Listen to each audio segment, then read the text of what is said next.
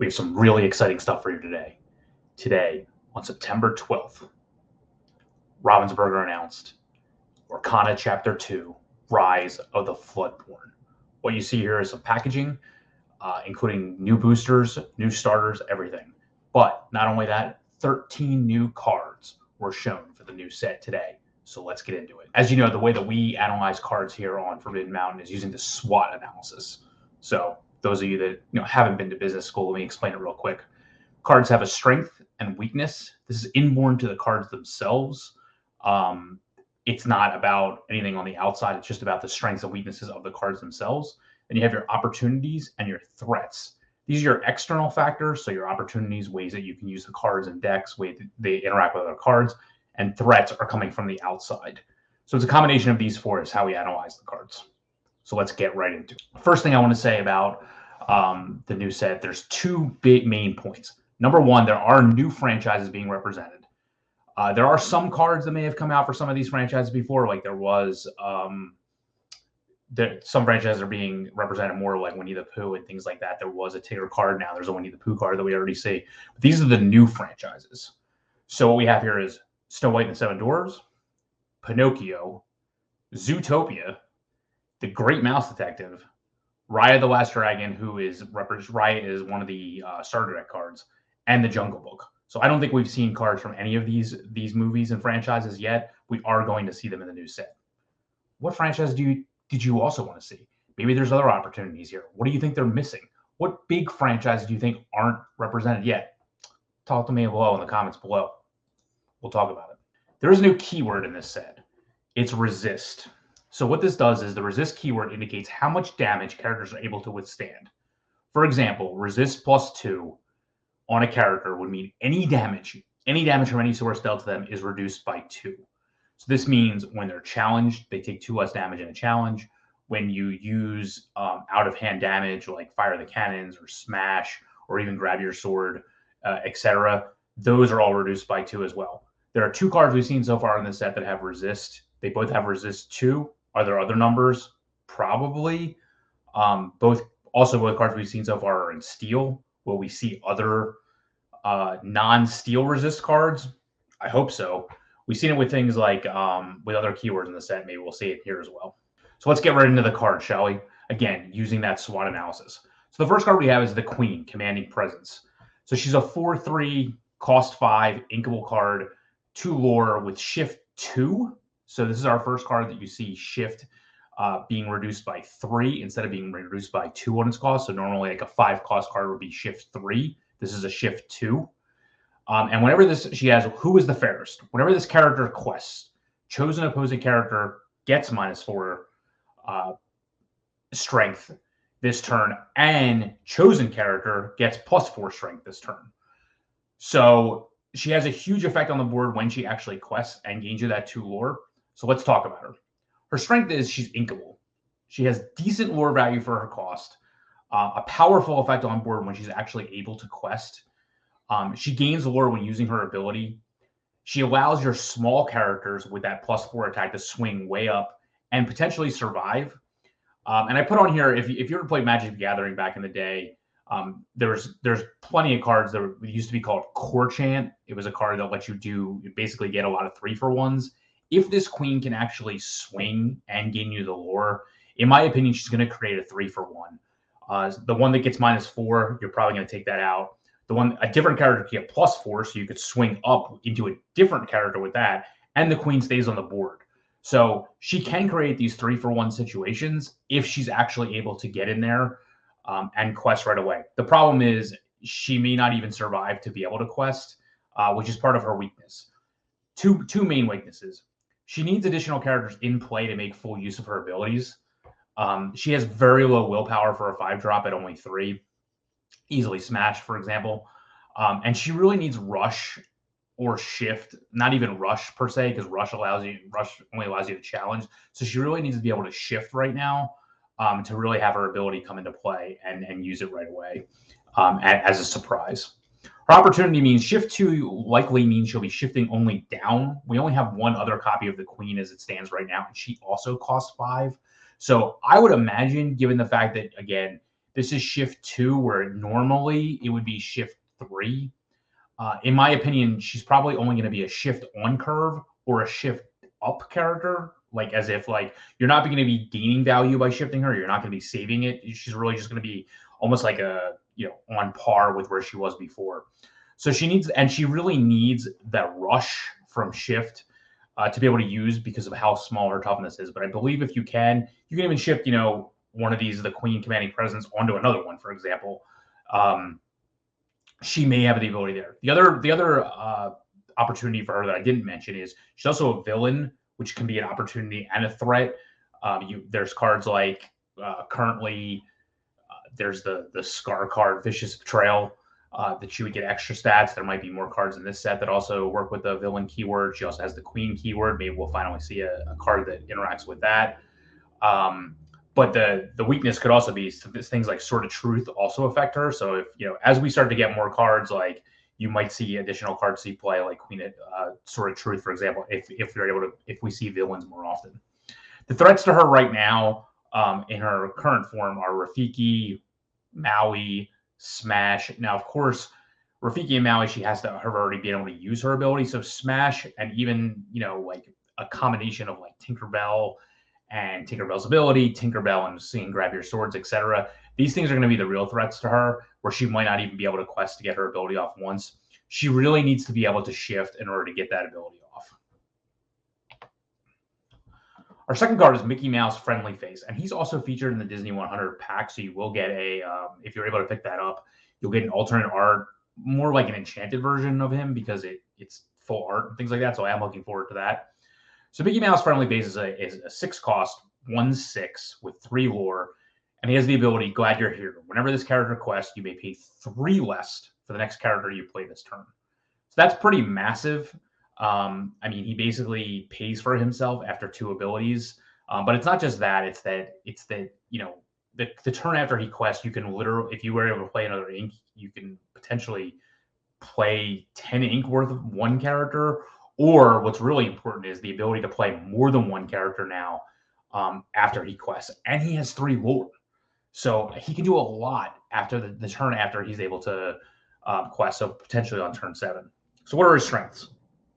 He's inkable, massive amount of lore. I mean, you're talking about 1 less than the 8-cost version of Mickey and Brave Little Tailor. I mean, and you have an ability that basically has to be dealt with. He has very good willpower on his curve at 6.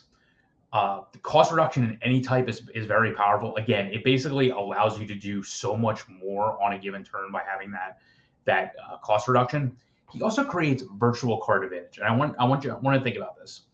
Because he costs 6, the next turn again, if you do not play another card in your inkwell, you'll have, once after he quests, you have the ability to play essentially 9 costs worth of characters, items, actions, etc. And he reduces the first character by 3. So you don't even have to ink on successive turns. So those cards you were going to ink basically stay in your hand. So he can create long-term card advantage by basically giving you access to 3 more ink on any turn. He also is a huge tempo game because they have to probably send multiple characters, multiple cards into him. So he's going to create a lot of virtual card advantage there because he basically is a threat on the board. He also allows you to flood the board with additional characters. Like, you can play, access the next turn. Let's just say you don't play an ink, you have access to 6 ink in play, and you have access to his 3. So it allows you to just play more characters, flooding the board. Pun intended for this set, I might add. His weakness is he obviously has low strength. So very similar to like Moana, he doesn't necessarily trade with the characters that are swinging into him, and challenging him. But I mean, like he does take probably multiples of them to get off the board. Also, card reduction may not matter depending on your build, depending on when he comes out. I mean, obviously there are huge plays that you can make, but depending on your hand composition, he may not matter. So I mean, he's still a great use of getting 3 lore, but he may not matter. Also, again, I think I mentioned her strength, but he is inkable, so you can always, if your hand isn't shaping up well, you can always just ink him. So that's great. One of his opportunities is he combines with really high cost characters. So the one I'm looking to combine him with, for example, is Maleficent Monstrous Dragon. Without playing another ink, if you swing with him on 7 and you have your 6 ink in play, you can play Maleficent for 6. I mean, that's massive. There's other heavy hitters that he can play in the later turns. Again, he also allows for multiple plays in a turn, and he is a true threat because he has 3 lore and basically allows you to, play something like Be Our Guest out of hand without necessarily exerting a character and play that character in the same turn. That's another huge play, another huge combo with him. Synergy with him basically is being able to play Be Our Guest and then use his ability on the character that you search out for him. Obviously, his weakness is he does cost more than the 5 cost removals in like Dragonfire or Let It Go, etc. But in reality, I mean, he's a pretty big threat for what he does. So how excited are you so far? We've only talked about 2 Amber cards so far, but I can already tell you that these cards add a huge amount of strategy to the game already, only looking at 2 cards in the next set. I'm so excited. The next card is an interesting song. I think it's the only song we're going to cover today.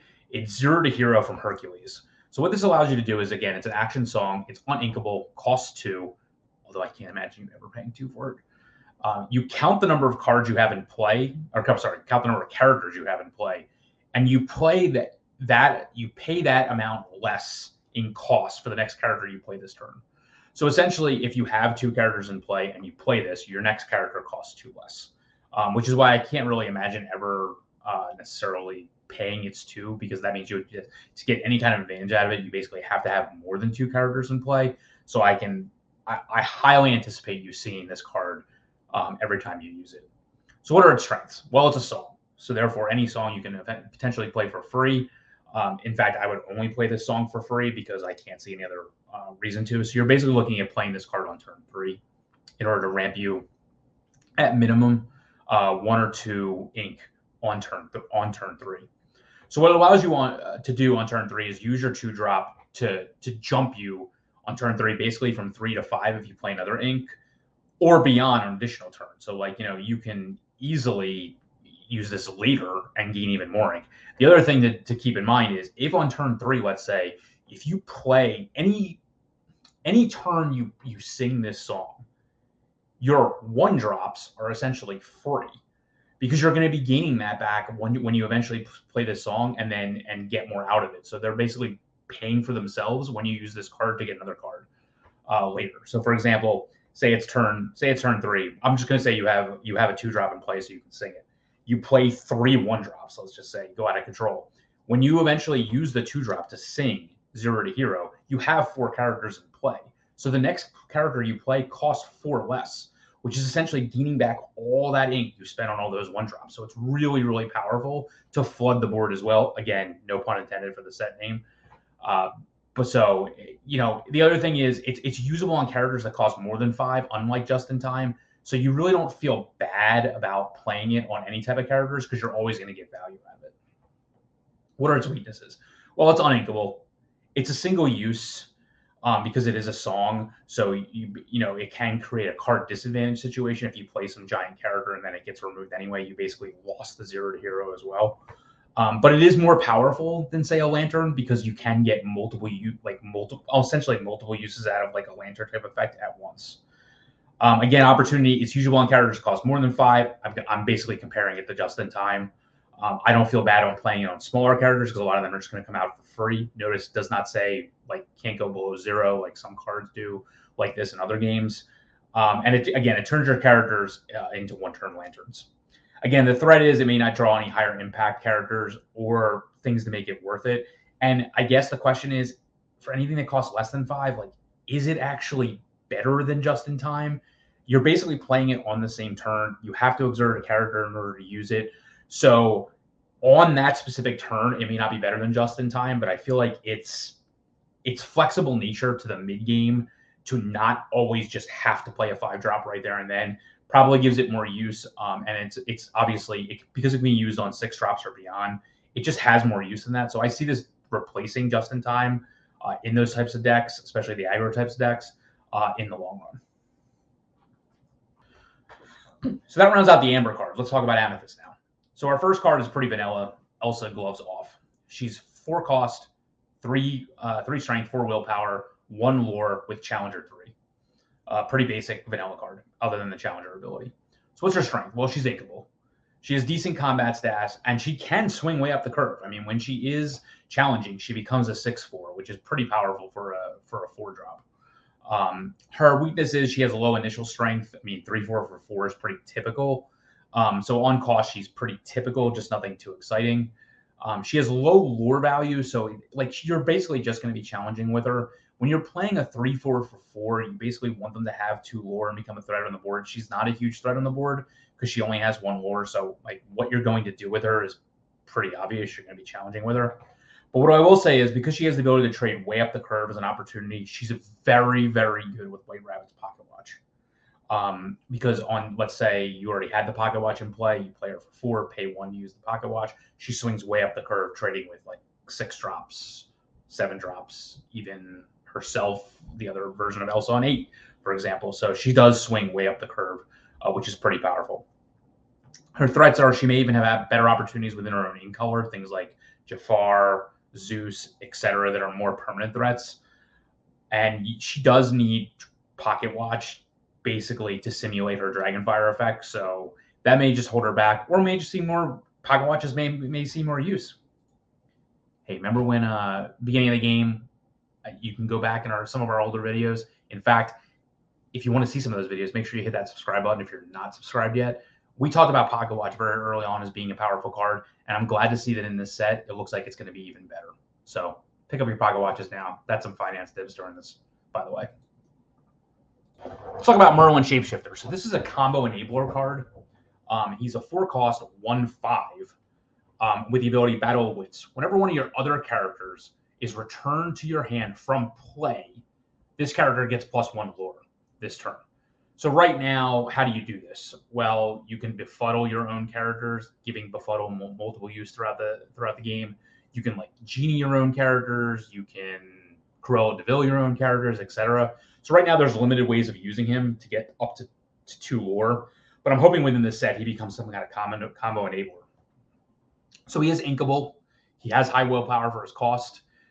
Maybe there's some type of 1-turn kill OTK strategy with him.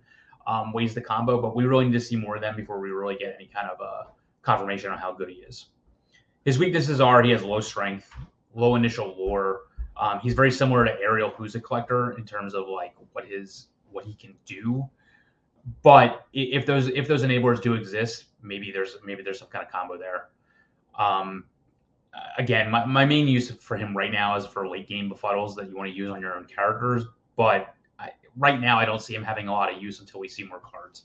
So he's a payoff combo card. He's not really like an enabler, so we'll see what happens. Again, his threats, even if the cards do come out, is that he's going to be draw dependent, and he is a combo card. So you're always going to have those issues. He's not like a just auto play in a bunch of different decks the way I see it right now, even if those cards do exist and come out in the set. Now we have our first non-character that we're going to cover, the Sorcerer's Spellbook. This is a 3-cost uninkable item with the keyword knowledge. You exert it and pay 1 to gain 1 lore.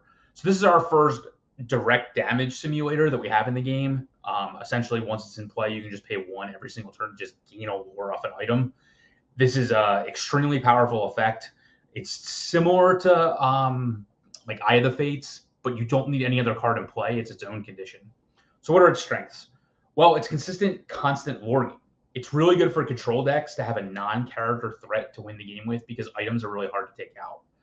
Its weaknesses are it's uninkable. It doesn't affect the board. Similar to a lot of other items, they don't necessarily affect the board the turn they come into play. You probably need to take a turn off to play it, or you have to play it later in the game. And it doesn't have a cost to activate, so you have to have the 1 ink laying around every turn to even use it. So think of it. It's kind of like a Pocket Watch in that way. Like if you want to get Pocket Watch and have its ability, you have to have the 1 ink in play. So you're almost playing behind the curve by 1. And if you're comparing this to Pocket Watch, it's going to be very similar. Like how much ink, there becomes a critical mass. How much ink do you have laying around every single turn? It's going to become very difficult to play too many turns behind. But it is a powerful effect, and it is a way of gaining lore outside of having characters. So what's its opportunity? Well, it's great in control decks. Items are typically difficult to deal with. Right now, only Steel has ways of dealing with them. And it does provide another Amethyst item anyway. So like a lot of times, again, you have Pocket Watch, you have Magic Mirror, etc. So it becomes at some point, like, even as a steel player, like, say they play beast, what are they going to take out? Like, they have multiple options here, so what are they going to do? Oh, what are its threats? So rush decks might not just give you the time to play this type of card, limiting its use, and a character can potentially gain you more than one lore for the same cost. So again, I do think this will at least see play. I will try it out in control decks, but how much play it'll see, it's hard for me to say. It's a unique effect that's in the game right now, but it doesn't mean that necessarily it's going to be one that we definitely want to see in our control decks. Again, compared to the flexibility of playing the character, that's where you need to think about it. Winnie the Pooh Honey Wizard. It's a 5 cost, 5/5 with 2 lore. Vanilla. Given the length of this video, there's just no point in me going over him. He's a limited card. I don't see him seeing much play unless we have some kind of Winnie the Pooh synergy, so I'm just going to move on. Sorry, Pooh. I'm sure we'll get more copies of you. The art's cool. We were our first legendary to cover and our first emerald card. I think our only emerald card. Belle, Hidden Archer. This is a 5 cost uninkable, 3 strength, 3 willpower, 3 lore, shift 3 on top of other bells. She has the ability Thorny Arrows. Whenever this character is challenged, the challenging character's player, say that 3 times fast, discards all cards in their hand. So she's kind of like a Flynn Rider on steroids. If you challenge her, you lose your hand.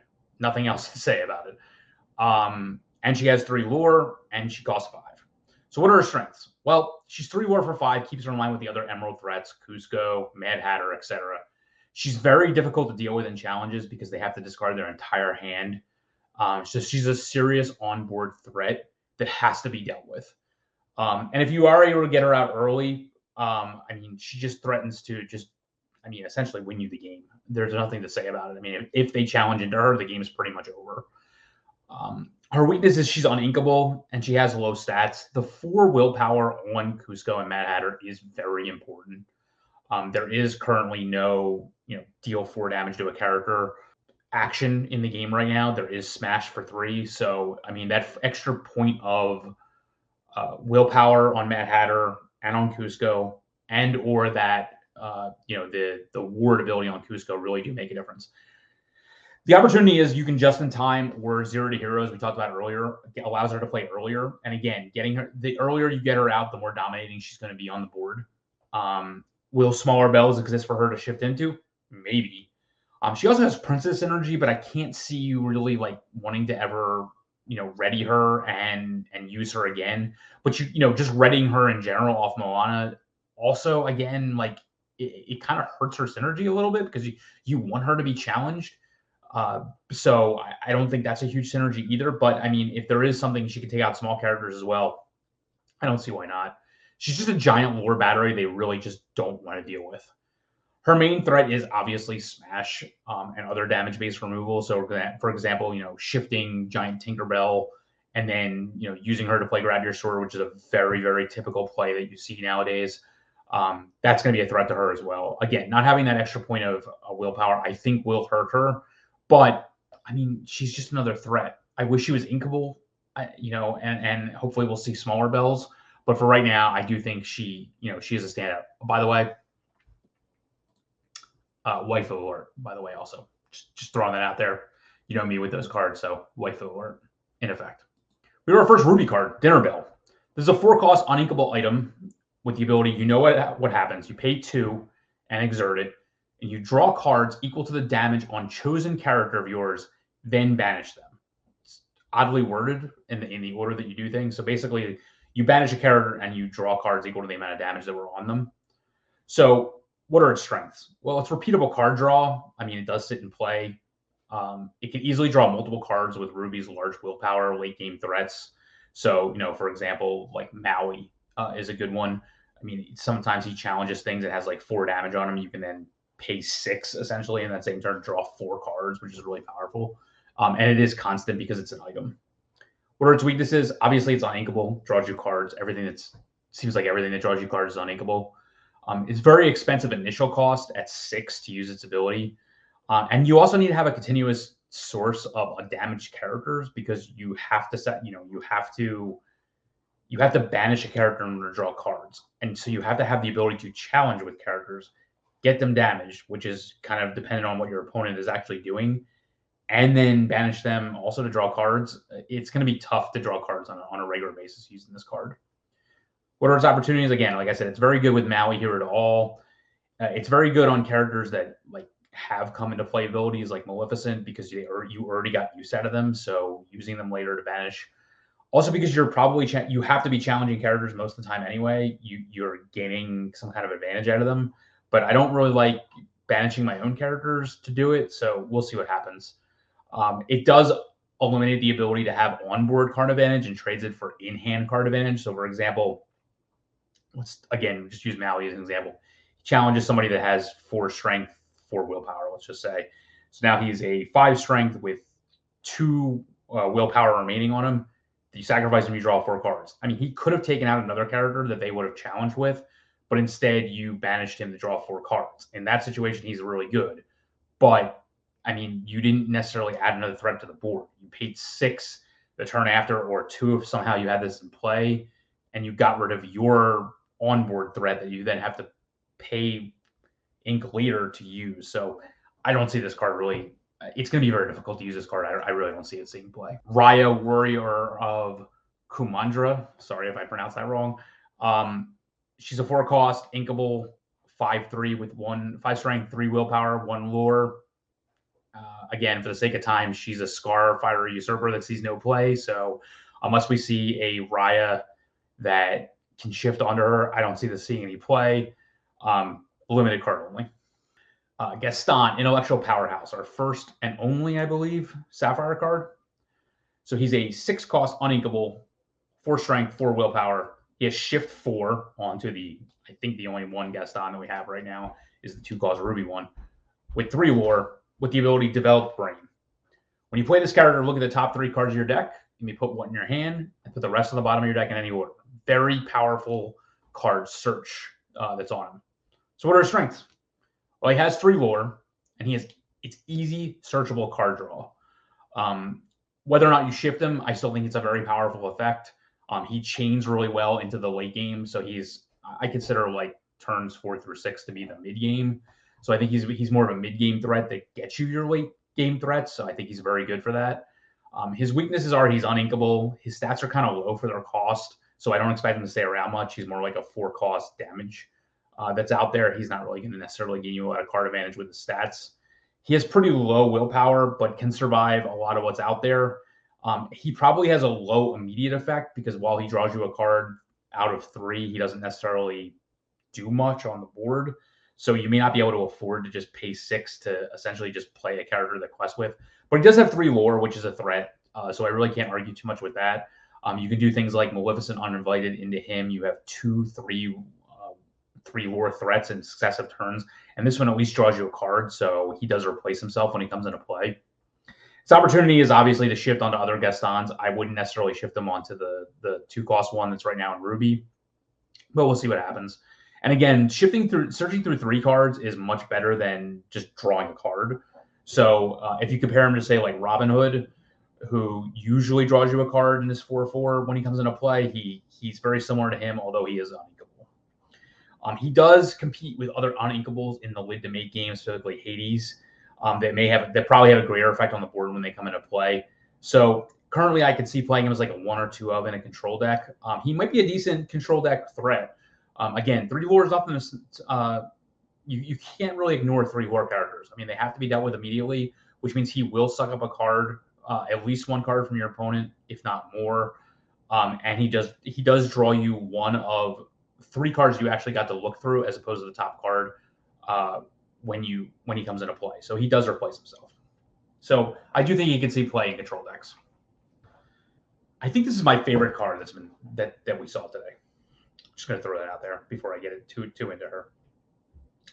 This is Cinderella Stouthearted. 7 cost, inkable, 5 strength, 5 willpower, 3 lore again. Lots of 3 lore characters in this set so far. She has shift 5. Right now we only have 1 Cinderella. That resists keyword of +2, which means all damage dealt to her is reduced by 2. And she has the ability, the sing song. Whenever you play a song does not say sing a song, This character may challenge ready characters this turn. That is a unique ability in the game. This card literally breaks the rules of the game. Allows you to challenge unexerted ready characters that are not exerted, which means she's an immediate threat. If you shift her somehow, I mean, I don't know that I would play the 4-cost Cinderella, but let's just assume that there's no in the set. If you shift her and are able to sing a song in the same turn, say it's turns, if you have another character in play, or you have, or you are able to sing with another character, or you just have like a bunch of extra resources to play the song, she could potentially have rush through shifting and swing and challenge in the same turn. Otherwise, she's just going to be a constant threat from turn 8 onwards. Either way, I think she's a great card, very difficult to deal with. So what are her strengths? Well, she's inkable, which is awesome, because I can't believe this ability that breaks the game is on an inkable character. Her stats are pretty solid for her cost, especially when you factor in the resist +2. The resist +2 means she's very difficult to take out through damage and challenges. She's essentially immune to grab your swords, fire your cannons, Tinkerbell's ability. She doesn't take any damage from any of these. So her ability and synergy with songs is extremely powerful and not a huge cost to activate at all. They're cards you want to be playing anyway. So what does it matter? And that 3 lore makes her also a late game threat. I see her challenging and surviving against multiple ready characters as the game goes on and still having 3 lore to close it out. Oh, by the way, and she's a princess and she's a knight if that matters, and she's a hero if that matters too. Her weakness, I really see none other than she's a little bit expensive, but she's not. So like I don't see her having any weakness as long as you find a home for her. She has perfect song synergy. She does need, again, an additional Cinderella to shift onto. I don't really like the 4-cost one that exists right now because it forces you to play Amber with her, and she's the only other one that exists. But again, I hope that we see some more in the set. So she needs an additional Cinderella to get shift on top for full use. Again, like that combo of shifting her, singing the same song, essentially having shift rush, and then swinging is going to be insane. Her threats, she's a little expensive compared to the 5-cost removal that's out there, like any card that costs 7 or more. But she is very, very hard to deal with outside of that type of removal. Our final card for the day is Tiana, Celebrating Princess. This is a 4-cost, uninkable, 1/4 steel character with 2 lore, resist +2. Again, similar to that Cinderella that we just saw, which means she takes damage out of this character is reduced by 2. And she has the ability, what you give is what you get. While this character is exerted and you have no cards in hand, opponents can't play actions. Is that a heavy cost? Yes. Is it difficult to pull off? Yes. Is the payoff worth it? Yes. Let's talk about it. What's her strength? Well, resist +2 on a 4-cost, 4 willpower card makes her very difficult to remove in challenges. On curve, there's nothing that can take her out. Even if Maui comes out the next turn, she's only going to take 3 from Maui, which means she still survives 1 hit from him as well. So she's very difficult to take out in challenges, and she can't be cleaned up with like Tinkerbell's, Fire the Cannons, etc. So you need multiple turns to take her out. Her 2 lore makes her an early game threat, and combined with resist +2, she'll probably always outgain her lore compared to what her cost is. And if you can find a way for her ability to proc, she shuts down pretty much all the ways of dealing with her one-on-one and protects your whole team from things like Be Prepared. Very powerful. What's her weakness? Well, she's uninkable. She has low strength, so again, like she's like a lot of other princesses. She is a princess, by the way. She just has very low strength to be able to trade with things that are challenging her. But again, that resist 2 is going to mean that she's probably not going to be challenged very often anyway, because all small characters really can't even get through to her. Her ability is going to be very difficult to proc, but has a huge payoff. So what's her opportunity? Well, she combines with Beast Mirror, who also wants you to have no cards in hand. So like she builds upon that no hand strategy, and being able to use Beast Mirror a lot of times every turn once she's in play is basically allowing you to draw an extra card and play an extra card every single turn. So it really is powerful. And if there is more no hand strategy in this set, she's another part of that combo. Again, you can waste your cards early because you know that she's the payoff. So it's very powerful. What's her threat? Well, steals a ton of uninkables. So like at some point when we're building our decks, we can't have too many Lightning Bolts in our deck. So it just depends on what her home is.